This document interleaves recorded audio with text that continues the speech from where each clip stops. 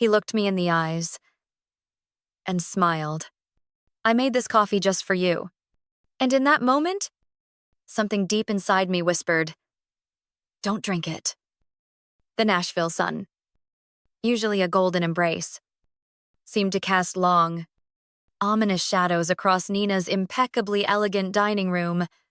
Every polished surface, every glimmering piece of silverware, felt like it was reflecting a silent accusation. "Don't you want to try the coffee I made especially for you?" "Honey," James's voice, a tone I had once found utterly comforting, now held an unsettling tremor, a strange, forced cheerfulness that tightened every nerve in my body.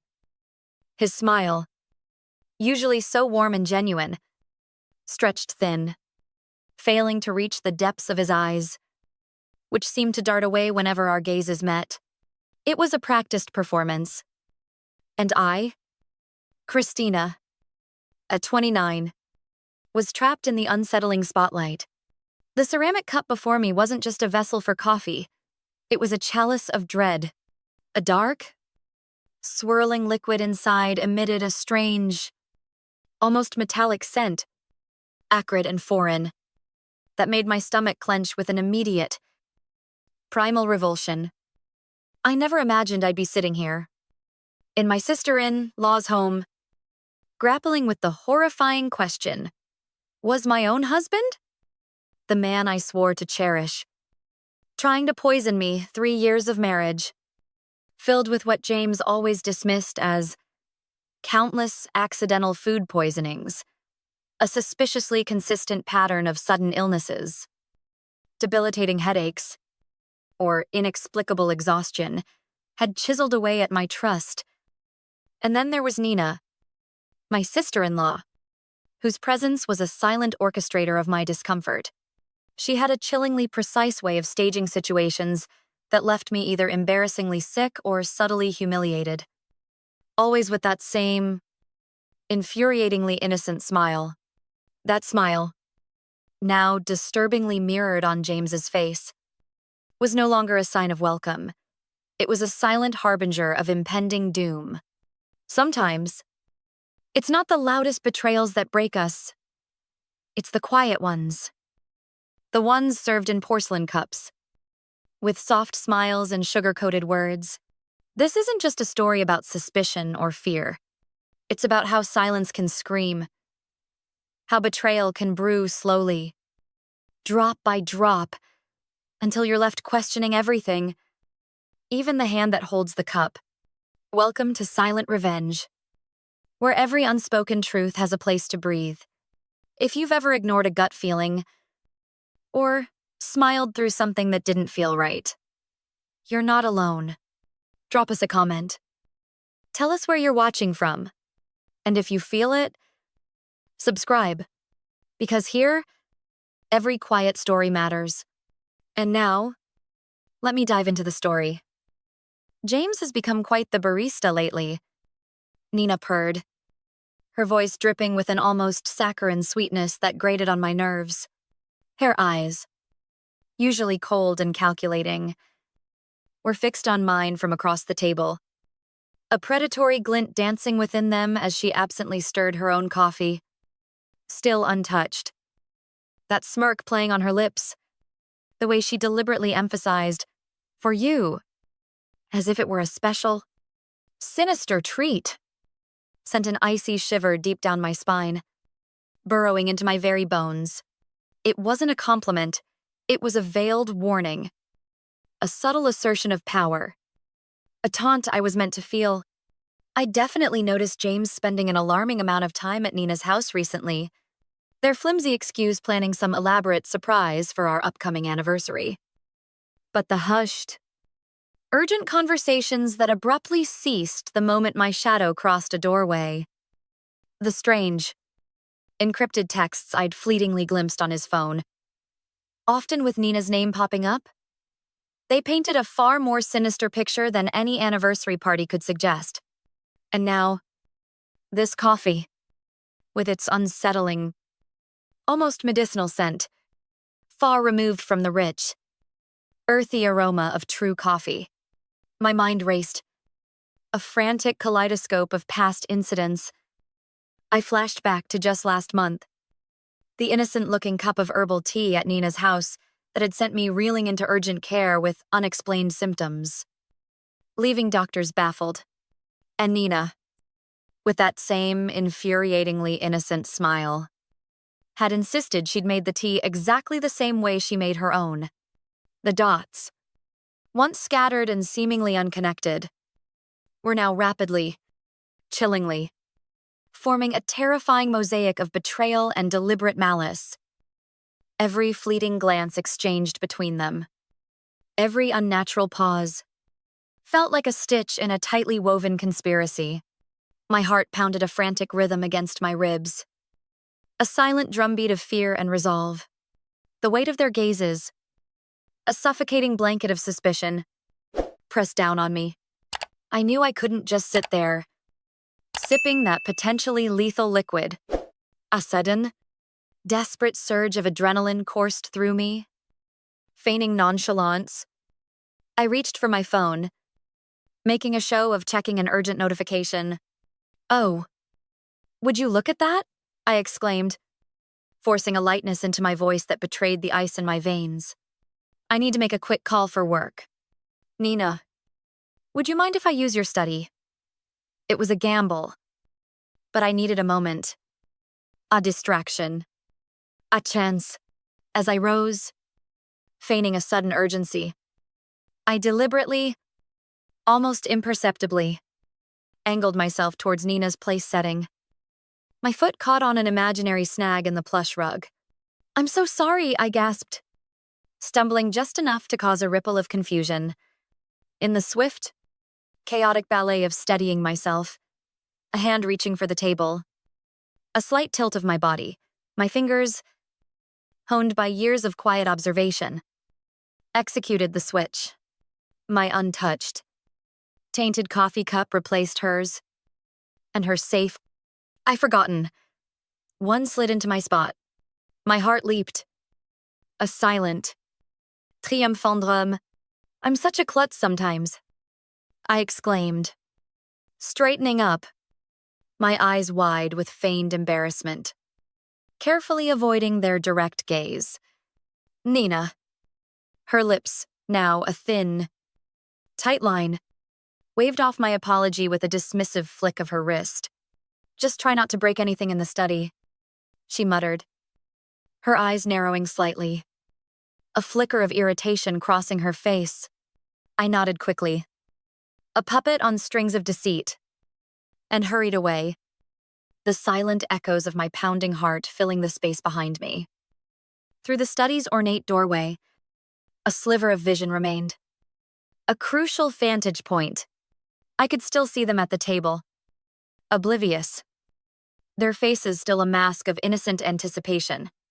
Now, I just had to wait and watch, through the narrow, almost clandestine gap of the study doorway. My gaze was fixed on the dining room, a tableau of quiet tension, my breath hitched in my throat, a dry, ragged sound. As I watched Nina finally lift the coffee cup to her lips, it was a slow-motion nightmare unfolding before my eyes. My stomach clenched, a sickening knot of anxiety and a strange, perverse anticipation. Part of me, the lingering, almost foolish human part, screamed to stop her, to burst out and warn her. But a deeper, colder part, forged in nights of agonizing pain and gnawing doubt. I knew I couldn't. I needed to know the truth, raw and undeniable, had to emerge. I had spent too many lonely nights hunched over in emergency rooms, the sterile air thick with the smell of antiseptic and fear, too many hours doubled over and searing. Inexplicable pain, my body betraying me. And always, it had happened after sharing meals with them. After those seemingly innocuous family gatherings, it hadn't always been this way. Of course, when I first met James at a friend's wedding 3 years ago, he was a whirlwind of charm, effortlessly attentive, his laughter a melody. Nina, too, had seemed genuinely welcoming, inviting me into their tight-knit family, offering endless help with our wedding plans. But looking back now, through the sharpened lens of suspicion, the red flags waved wildly, retrospectively glaring. The accidental spills on my dress at crucial events, always just before an important introduction. The way my food always seemed to have extra seasoning when Nina helped in the kitchen, leaving a strange aftertaste.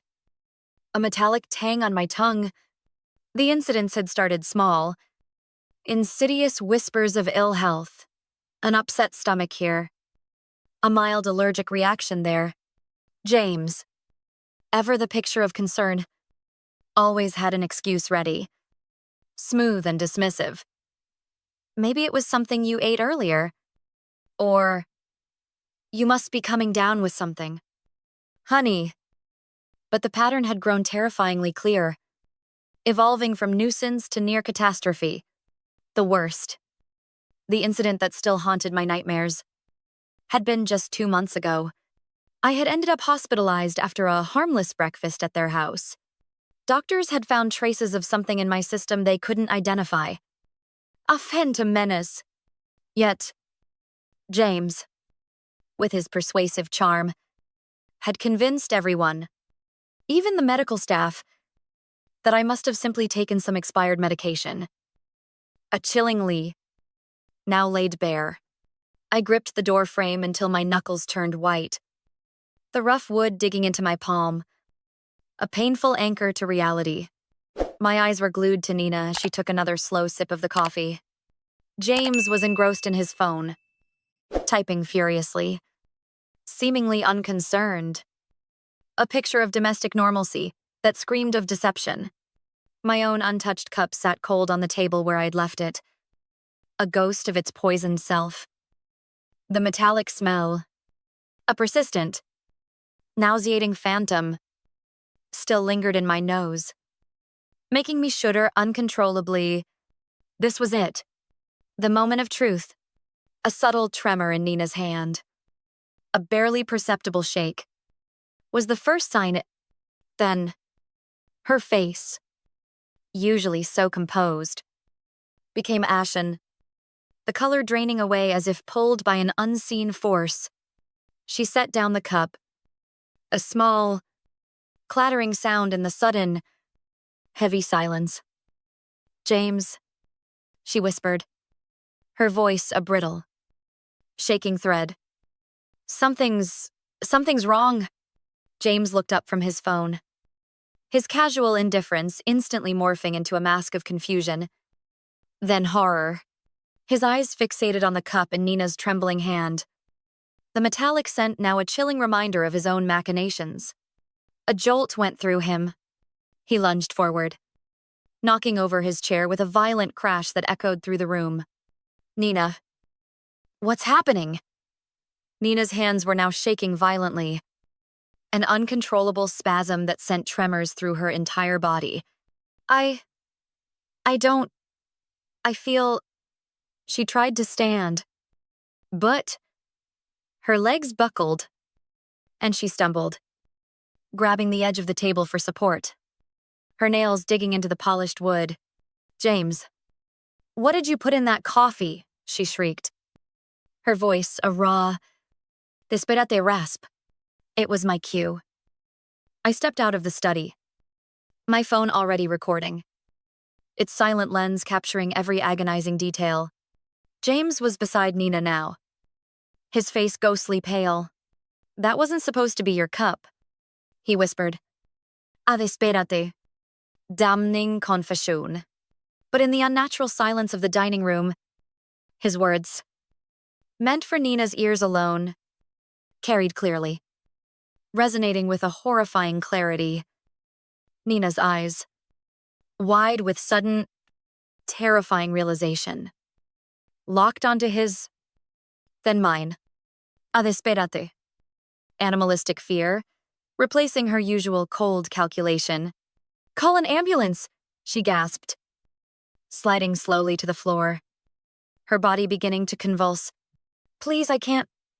My hands, surprisingly steady despite the chaos, dialed 911 immediately.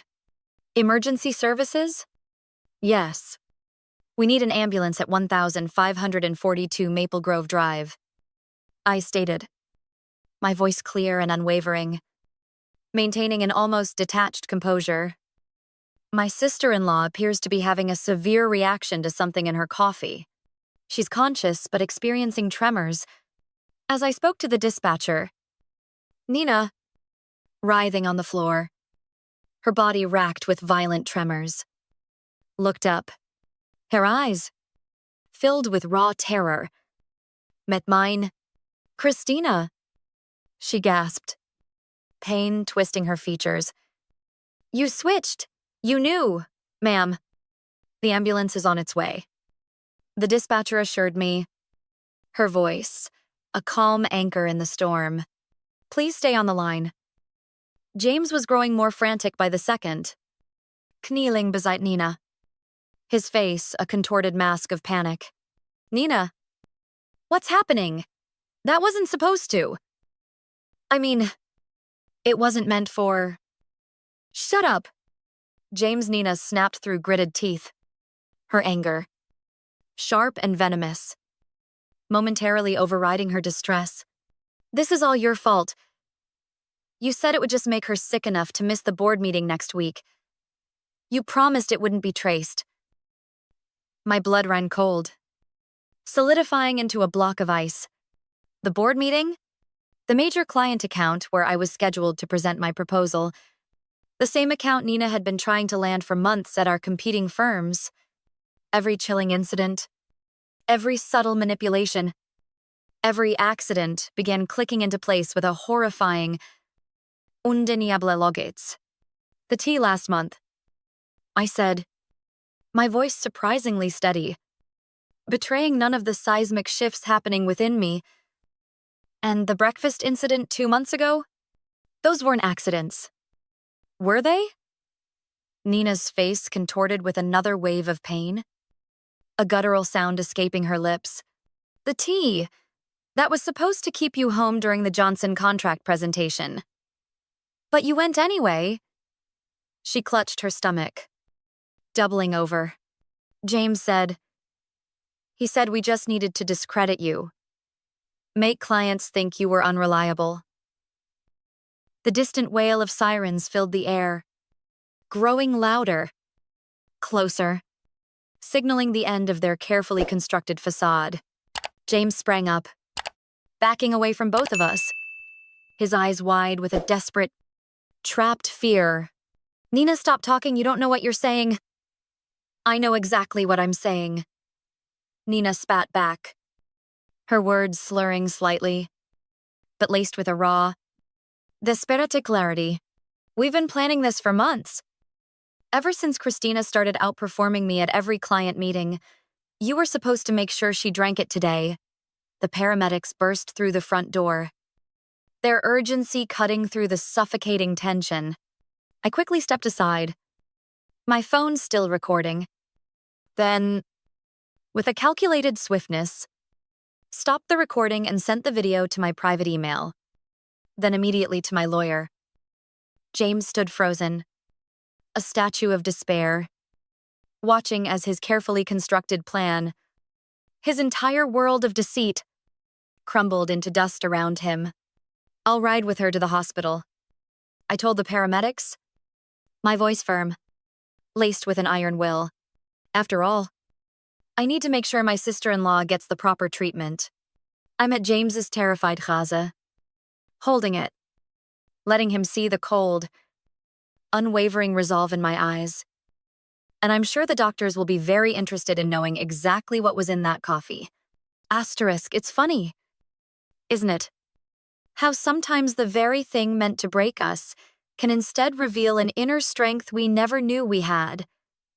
Like a quiet ripple, turning into a powerful wave. It's in those moments, facing unexpected betrayals, that we truly learn who we are and what we're capable of. These aren't just stories, they're echoes of the resilient human spirit. finding its quiet revenge not in anger, but in simply moving forward. Perhaps, by sharing, we light a path for others walking through their own silent battles.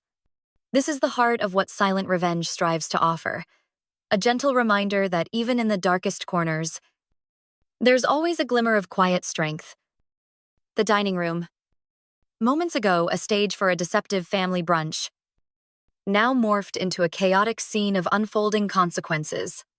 Me fingers, still surprisingly steady, had already dialed 911. The phone pressed firmly to my ear, its recording functions silently capturing every ragged gasp, every panicked cry.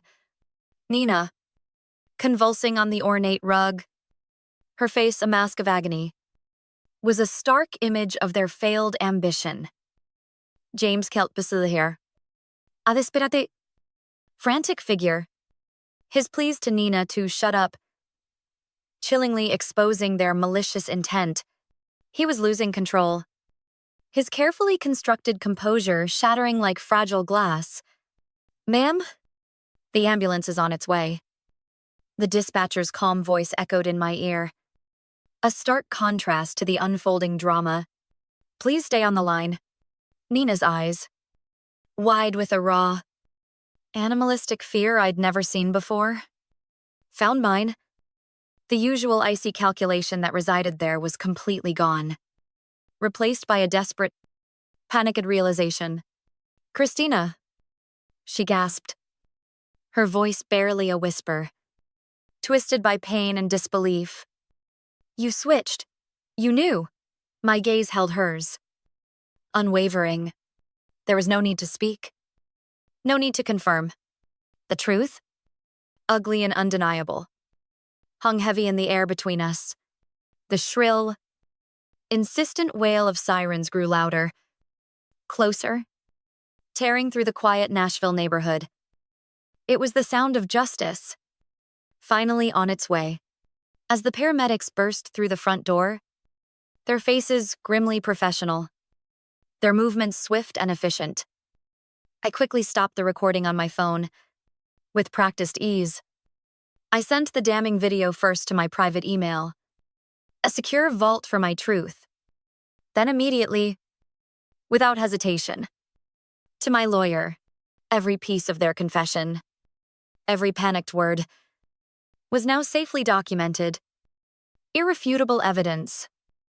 James, still frozen in disbelief, watched as they carefully loaded Nina onto a stretcher. His face was ashen, his body rigid. A man whose meticulously crafted world was crumbling around him. The silence from him was deafening. A stark admission of guilt. I'll ride with her to the hospital, I stated, my voice clear and firm. An unexpected strength surging through me. It wasn't a question, it was a declaration. After all, I added, stepping closer to James, forcing him to meet my gaze. I need to make sure my sister-in-law gets the proper treatment. My eyes bored into his, holding his terrified stare. And I'm sure the doctors will be very interested in knowing exactly what was in that coffee. The implied threat hung heavy in the air. A final, chilling note in the symphony of their unraveling. The emergency room at Nashville General Hospital was a maelstrom of controlled chaos, doctors barking orders, nurses rushing between gurneys, the constant beeping of monitors. Amidst it all, Nina, my sister-in-law, was being whisked away, a grim team working to treat whatever toxins coursed through her veins. I sat in the waiting room, a sterile, unforgiving space, my phone clutched in my hand. The recording of Nina's confession playing on an endless loop in my mind, every tremor in her voice, every flicker of panic in her eyes, was etched into my memory. Proof that this wasn't just my paranoia, a delusion I'd nurtured in solitude. This was real. Family of Nina Anderson, a nurse called out, her voice cutting through the din. I stood up, noting James's conspicuous absence. He'd mumbled something about parking the car 20 minutes ago. A flimsy excuse. And hadn't returned. His fear, clearly, had outweighed any semblance of duty. I'm her sister-in-law, I said, my voice steady, following the nurse through the double doors, a strange sense of purpose guiding my steps. How is she? She's stabilized, but we found concerning levels of toxins in her system, the nurse replied. Hair expression grave. A shadow of worry crossing her features. The doctor would like to speak with you about some unusual findings in her blood work. Dr. Phillips. A tall woman with shrewd, intelligent eyes and streaks of gray in her hair, was waiting by Nina's room. Her professional demeanor was a fortress, but I sensed a deeper concern beneath it. Mrs. Bennett, could you tell me exactly what happened before your sister-in-law became ill? She asked. Her voice calm but firm. I took a deep breath, pulling out my phone. This was it. The moment I had prepared for. The moment the truth would finally escape the confines of my tormented mind and be laid bare. I think you should listen to this first, I said, my voice resonating with an unexpected authority. I played the recording from brunch, watching Dr. Phillips's face. Her professional concern slowly, undeniably, morphed into alarm, then outright shock. Her eyes widened, her hand pausing midair as she made notes on her tablet. This is very serious, she stated, her voice now edged with a chilling gravity. The substance we found isn't something that accidentally ends up in coffee. We're looking at deliberate contamination. Just then, a commotion at the end of the hallway caught our attention. James appeared, his face pale, sweat glistening on his forehead, his eyes wide with a frantic, desperate fear. He had clearly overheard the doctor's damning words. Christina, he started, taking a shaky step toward me. Let me explain. Stay back. Doctor, Phillips warned, her voice sharp, pressing the nurse's call button with a decisive click. Security to room 412. Please. James raised his hands in surrender. A pathetic gesture. This is all a misunderstanding. Nina was confused. She didn't know what she was saying. Really? His lies were flimsy, crumbling under the weight of the undeniable. James, ever the master of manipulation. I was still trying to cling to his crumbling facade. This is all a misunderstanding. Nina was confused. She didn't know what she was saying. Really? He stammered, his voice laced with a desperate, pathetic plea. But his words were hollow, ringing false in the sterile hospital air. My own composure, however, was a cold, hard shield, with a deliberate, almost surgical precision. I pulled up the texts I'd discovered on his phone just last week. The ones I'd meticulously forwarded to myself. A silent testament to my growing suspicion. So, these messages between you and Nina. I began, my voice clear and steady, cutting through his desperate denials like a surgeon's scalpel, about making sure she's out of commission before the Henderson presentation. We're just friendly conversation. His face drained of color, the last vestiges of his bravado dissolving into a sickening pallor. He gaped at me, his eyes wide with a dawning terror. You went through my phone, he whispered, the accusation weak, impotent, after I found the strange compounds in your desk drawer. Yes, I did, I replied, my gaze unwavering. Every word, a deliberate, cold statement of fact. My hands, surprisingly, felt completely still, a strange calm settling over the storm within me. This wasn't just about Nina anymore. This was about a pattern, a series of deliberate acts that had systematically chipped away at my life. My health. I turned to Dr. Phillips, my voice firm with a newfound authority. Doctor, I've been hospitalized 3 times in the past 6 months with unexplained symptoms. I'd like to know if they match what you found in Nina's system today. Doctor, Phillips's sharp eyes narrowed, her professional skepticism giving way to a profound concern. We'll need to run some tests to compare, she stated, her voice brisk. Already formulating a plan. Security will make sure your husband remains available for questioning. Just then, 2 security guards appeared, their presence a silent, imposing force, positioning themselves on either side of James. He looked trapped, a cornered animal. His carefully constructed facade finally, irrevocably, crumbling into dust. Nina and I, he stammered, his words disjointed, trying desperately to piece together a new lie. We were just trying to help you slow down. You were working too hard. Taking all the big clients. He paused. Then the words spilled out, tainted by Nina's malice. Nina said if we could just make you take some time off. By poisoning me. My voice was steady, shockingly calm even as a tremor of pure, unadulterated rage shook my hands. Barely perceptible. The chilling realization of the methodical, cold-blooded nature of their actions hit me with full force. How long have you been doing this? Was it you who tampered with my food at the Christmas party, too? James's silence, a heavy, suffocating blanket, was all the answer I needed. Behind him, through the glass of her hospital room, I could see Nina, lying in her bed, connected to various monitors. Her earlier bravado, her sharp, calculating facade, was gone, replaced by the raw, unadulterated fear of someone who knew their elaborate schemes had finally, definitively, caught up with them. Detective Mendoza is on her way. Doctor, Phillips stated quietly, her voice a calm counterpoint to the unraveling drama. She'll want to take statements from everyone involved. I simply nodded, feeling a strange, almost profound sense of calm settle over me. The storm that had raged within for months was finally finding its release.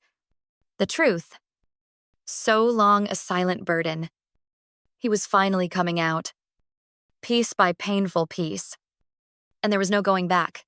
Detective Mendoza arrived within the hour, her presence commanding attention in the sterile hospital corridor. She was a seasoned investigator, her eyes holding the quiet wisdom of someone who had seen too much of humanity's darker side, specializing, I later learned, in domestic abuse cases. Herr Gase, sharp and assessing, swept over James. They were still rooted to his spot by the security guards. Before settling on me, she listened intently as I played the recording from brunch.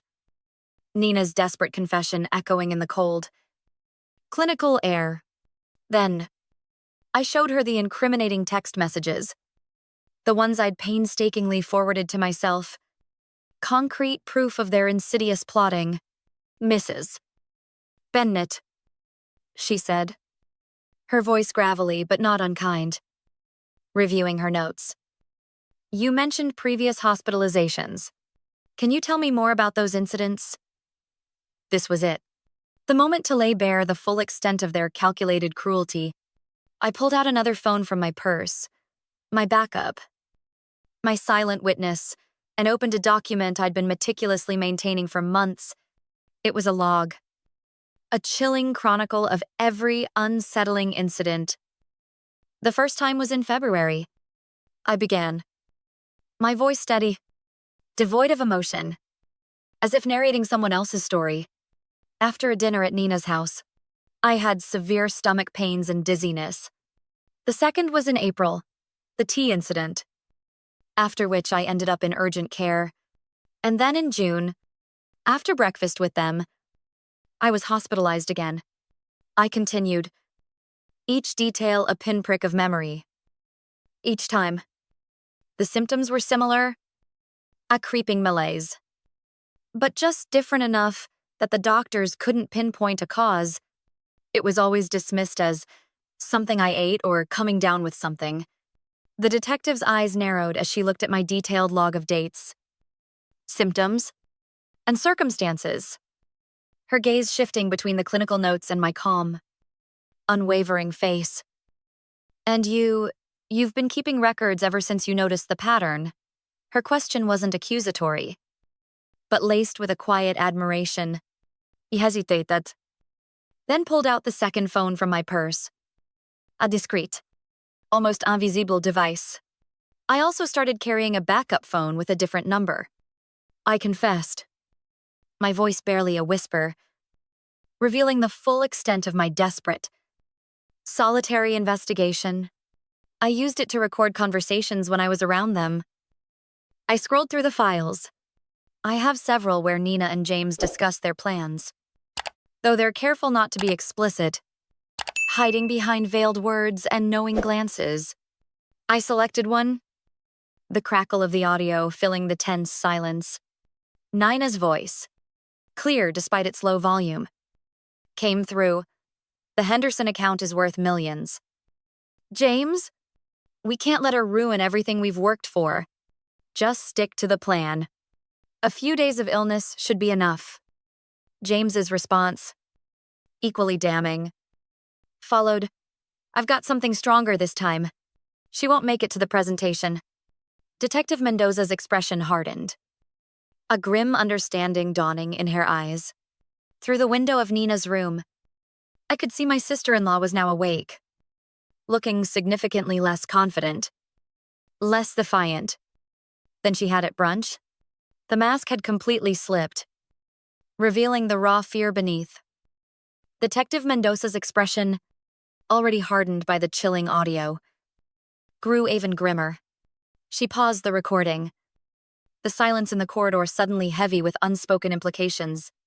The hospital is running toxicology screens, she informed me, her gaze unwavering as she turned towards Nina's room.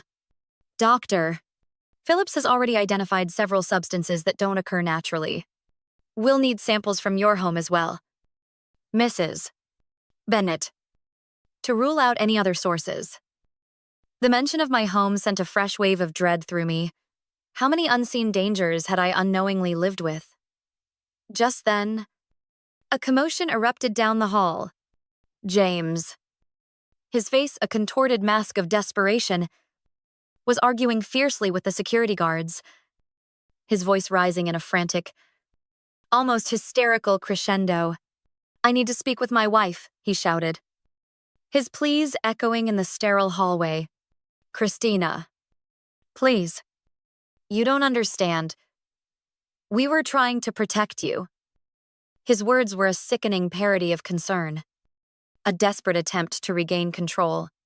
Detective Mendoza stepped between us, her presence an immediate barrier, her voice sharp and authoritative. Mr. Bennett, you're not helping your case. We've already found evidence of premeditated. Premeditated, James laughed. A hollow, frantic sound that bounced off the cold hospital walls. His eyes darted wildly, seeking some escape from the truth closing in. We were just trying to slow her down. She was working herself to death. Taking all the major accounts, Nina said if we could just make her take some time off. He trailed off, caught in his own web of half-truths. By poisoning her, Detective Mendoza's voice was like a whip crack, cutting through his pathetic excuses. That's not protection. Mr. Bennett, that's attempted murder. The color drained from James's face completely, leaving it an ashen gray. The word murder hung in the air, a terrifying, undeniable accusation. Murder, no. That's not. We never meant to, he stammered, his body visibly deflating. Then what exactly did you mean to do? I asked, my voice surprisingly calm, almost eerily detached. Despite the profound betrayal shaking my core, I watched his eyes, waiting for an answer he couldn't give. When you put something in my coffee this morning, what was supposed to happen? James's silence spoke volumes, a chilling confirmation of his malicious intent.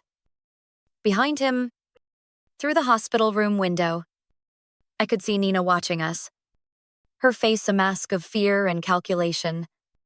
No longer just a victim, but a co-conspirator. Her mind undoubtedly racing to figure out how to spin this, how to explain away months of systematic poisoning as some sort of misguided attempt at helping me. We'll need both of their phones. Detective Mendoza told the security guards, her voice devoid of emotion. Hair decision final, and I want officers posted at both doors.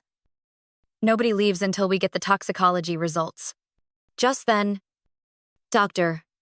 Phillips entered Nina's room, a tablet in hand, her expression grim as she reviewed the test results. Detective Mendoza and I followed, leaving James outside with the guards. His world collapsing around him, Nina tried to sit up straighter in her hospital bed, a pathetic attempt at regaining composure. But the lingering tremors in her hands and body betrayed her, a visible manifestation of the poison still coursing through her. The toxicology report shows elevated levels of several substances, Dr. Phillips announced, her voice clinical, precise, delivering a death blow to Nina's last hopes. Most concerning is the presence of a particular compound that's typically used in pharmaceutical testing. It's not something the general public should have access to. Nina's face paled further, her eyes wide with disbelief, as if she couldn't comprehend the full weight of the evidence against her. That's impossible, she croaked. A desperate. Fading protest. James said it was just something to cause mild symptoms. Mild symptoms. Detective Mendoza interrupted, her tone laced with biting sarcasm. Taking out her notebook, like the ones your sister-in-law experienced over the past 6 months. The door opened, and another detective entered, holding an evidence bag. We found these in Mr. Bennett's office desk at the Anderson marketing firm, he reported, presenting several small bottles with clinical labels, alongside detailed notes about dosages and reactions. My knees weakened. A sudden, dizzying wave of nausea washing over me as I realized the full, horrifying scope of their meticulous, cold-blooded plan. It wasn't like that Nina protested weakly, her voice a thin, reedy sound, devoid of its usual venom. But her eyes, though wide with fear, still held a flicker of that calculating defiance. We just needed to track what worked. The first few attempts weren't effective enough. You kept showing up to meetings anyway. She trailed off, a chilling admission hanging in the sterile air. Detective Mendoza, her face etched with grim understanding, examined the small, clinically labeled bottles found in James's desk. So, you increased the dosages, she concluded, her voice flat, devoid of judgment, but filled with the weight of undeniable truth. Did you know these substances could be lethal in higher concentrations? The room fell silent, the question hanging heavy. A terrifying accusation.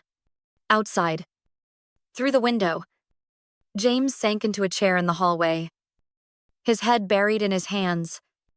A defeated, broken figure. The Henderson account, I said slowly, the pieces of their twisted puzzle finally clicking into place, forming a horrifying, complete picture. It wasn't just about that presentation. Was it? You needed me out of the way permanently, because the client specifically requested me as their lead. My voice, though calm, vibrated with a raw, buried anger. The sheer depth of their malicious intent, their willingness to destroy a life over a business deal, was sickening. Nina's face contorted with a mixture of anger and raw fear, a primal fury briefly eclipsing her pain. You were ruining everything I built, she spat, her voice raspy, laced with venom. That client portfolio? I built it for years, and then you show up. And suddenly everyone wants to work with you instead. She looked towards the window. A desperate plea in her eyes. James said he could fix it. By killing me? The words hung in the air, cold and stark, echoing through the room, heavy with their damning accusation. We weren't trying to. Nina started. A last, futile attempt at denial. But Dr. Phillips cut her off, her voice devoid of sympathy. The concentration in the coffee you drank today? The doctor stated, looking directly at Nina, hair gaze unwavering, was significantly higher than previous samples we've analyzed from Mrs. Bennett's earlier hospital visits. If she had consumed it, the outcome would have been severe, possibly fatal. The clinical precision of her words was more damning than any shout. Detective Mendoza turned to the other officer, her instructions sharp and decisive. We'll need a full warrant for both their homes and offices. And contact the pharmaceutical company listed on these bottles. Find out how they obtained these substances. Nina slumped back against her pillows, the fight draining from her face, her eyes vacant. It wasn't supposed to go this far, she whispered, her voice barely audible, a childlike whimper. James kept saying we just needed one more try. I stepped closer to her bed, my voice steady despite the lingering tremor in my hands. Each word, a hammer blow of truth. Every time I got sick, every meeting I missed, every client I lost. You were both there, watching, taking notes on how your poison was affecting me. What kind of people does that make you? The silence that followed was deafening, a heavy shroud of their guilt. Outside, I could hear James being read his rights as additional officers arrived, their voices low and authoritative. Nina stared at her hands, unable to meet my gaze, her carefully constructed world shattered. Detective, I said, turning away from my sister-in-law. My purpose clear. My resolve unwavering. I'm ready to make my formal statement now. Sometimes, to the most profound revelations come not from a sudden explosion, but from the quiet unraveling of carefully constructed lies. It's in those raw, the exposed moments that we witness the true cost of deceit and the resilience of the human spirit refusing to break. These stories, these echoes of the unspoken, remind us that even when the world feels against us, our quiet strength can be our most potent weapon. If you've ever found yourself facing an unexpected truth, a betrayal that shakes your very core, perhaps you'll find a kindred spirit in the quiet strength shared here at Silent Revenge. We believe every voice deserves to be heard, every truth brought to light. Gently, authentically. The trial lasted 3 weeks, but it felt like an eternity. Each day, I sat in the courtroom, a silent observer as the prosecution meticulously laid out their damning case against James and Nina. The evidence was overwhelming. An undeniable avalanche of truth. There were the small, sinister bottles from James's office, their clinical labels stark against the gravity of their contents. Then, the detailed, chilling notes they'd kept on each poisoning attempt, a meticulous record of their malice, and finally, the recorded conversations and text messages, their voices, their words, echoing their insidious plans for all to hear. What struck me most throughout the agonizing proceedings was their demeanor. Nina, usually so polished, so fiercely confident. It looked small and shrunken in her defendant's chair, her once sharp eyes hollowed by fear. James couldn't even bring himself to look at me, his gaze fixed on the sterile courtroom floor, a picture of pathetic defeat. Expert witnesses, their voices clinical and precise, detailed the potentially lethal effects of the substances they'd been using. Dr. Phillips's testimony was particularly damning. She presented a comprehensive undeniable analysis, showing how they had gradually increased the dosages over time. It wasn't a mistake. It was a clear, escalating intent to cause serious, potentially fatal harm. The pharmaceutical company representative then confirmed James had stolen the compounds through a college friend who worked in their research department. Tying another knot in the web of their deceit, the defendants showed a calculated pattern of behavior. The prosecutor argued in her powerful closing statement, her voice filling the hushed courtroom. This wasn't just corporate sabotage. It was a systematic attempt to harm Mrs. Bennett, with a clear escalation that could have resulted in death. When the verdict was finally read, a profound silence fell, heavy with anticipation, guilty on multiple counts. The foreman's voice intoned, including attempted murder and conspiracy. I felt no surge of triumph, no joyful vindication, only a deep, weary sense of relief. The judge's words echoed through the silent courtroom, stern and unwavering. The premeditated nature of these actions, carried out against a family member over an extended period, demands the maximum sentence. I watched as James and Nina were led away in handcuffs, their figures shrinking with every step, their faces blank with despair. I thought about how greed and jealousy had twisted two people I once trusted. One, my husband. The other, my sister-in-law, into something utterly unrecognizable, something monstrous. Their careers, their reputations, their freedom, all sacrificed in a cold, calculated attempt to destroy me. It was a bitter, haunting victory. Life after the trial was a strange, quiet period of rediscovery. The constant hum of fear, the gnawing anxiety that had defined my days for so long, slowly began to fade. I initiated divorce proceedings, a painful but necessary step to sever the last ties to a life that had almost destroyed me. The house, once a home filled with shattered dreams, now felt empty, a ghost of its former self. I put it on the market. Every item I packed, every memory it held, felt like a painful but vital step towards liberation. I spent weeks meticulously clearing out my system, both physically and emotionally. The residual effects of the poisons lingered, a reminder of the subtle terror I'd endured. Doctors carefully monitored my recovery, reassuring me that with time, my body would heal. But the deeper wounds, the scars on my trust and my perception of reality, would take longer. Therapy became my anchor, a safe space to process the betrayal, the fear, and the complicated grief for a future I had once envisioned. One quiet afternoon, I packed a small bag and drove away from Nashville. The city, once a vibrant backdrop to my life, now held too many shadows, too many echoes of the past. I rented a small cottage by a lake, surrounded by towering trees and the soothing sounds of nature. Here, amidst the gentle lapping of water against the shore and the rustle of leaves in the breeze, I found a fragile peace.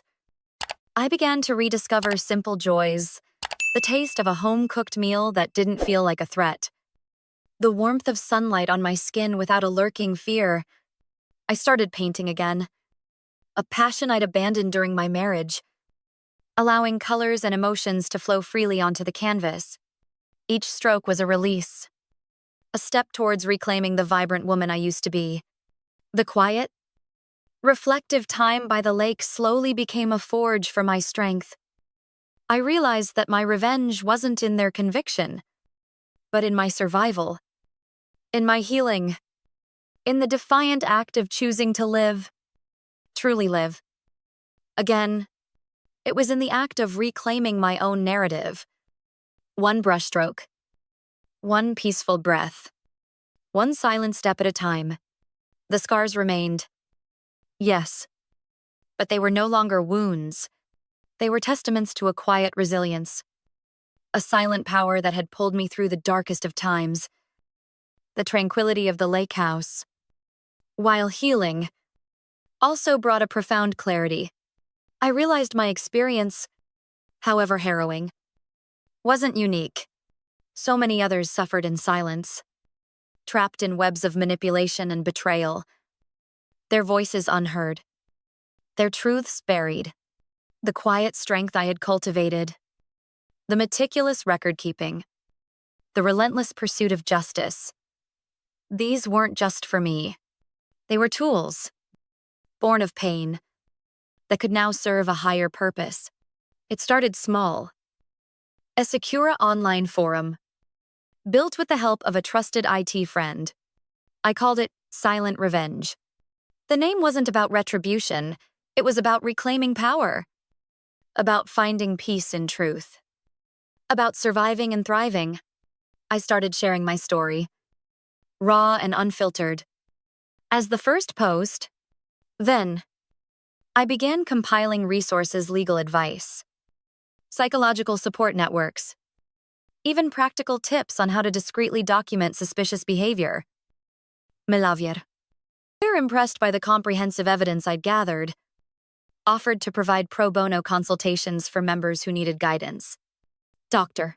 Phillips, equally moved by my ordeal and recovery, connected me with medical experts willing to offer specialized insights into identifying subtle poisoning.